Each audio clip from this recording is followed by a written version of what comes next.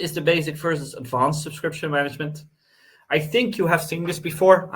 Maybe you are, a Spotify user or a Netflix user. You go to the website or the app. You choose, whatever payment or plan you want. You register your credit card information and where you live, pretty much, and you can get started right away, listening to your favorite music, song, or movie on Netflix, for instance. So that's what we call the simple subscription. And in this scenario, the customer does most of the work in that sense by just self-signing up and moving on.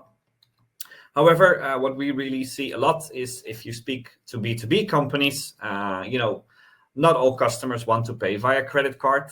We have many customers that have, a monthly subscription plan of 5,000 euros, for instance.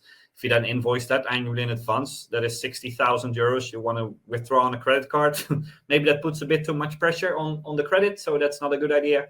So not all customers want that. Also, I'm in sales. I can say this. We in sales can be creative people that negotiate a different contract every single time we speak with customers. So that happens a lot in B2B companies. Also, I don't know, we kind of at Younium try to review our price plan every now and then. But that means we also have some history from 10 years ago, or, you recognize this probably, that you have different pricing iteration as you move forward, and you need to support both the legacy price plan and the new price plan that is currently on your website. You might also have some partners that sell your service for you. So you need to arrange some kickbacks, or you need to invoice the partners and they handle the invoicing to your customers. There can be different scenarios there.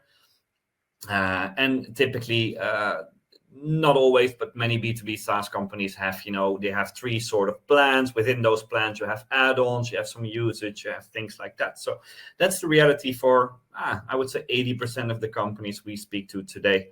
So if you want to know if you have an advanced subscription business, we usually use this matrix, I think it's called, in our sales dialogues as well, where we really ask, our customers, like, okay, do all your customers that you have, are they on the same price plan and terms, or do they all have unique plans? And then you move this slider to left or right to indicate where you are, pretty much.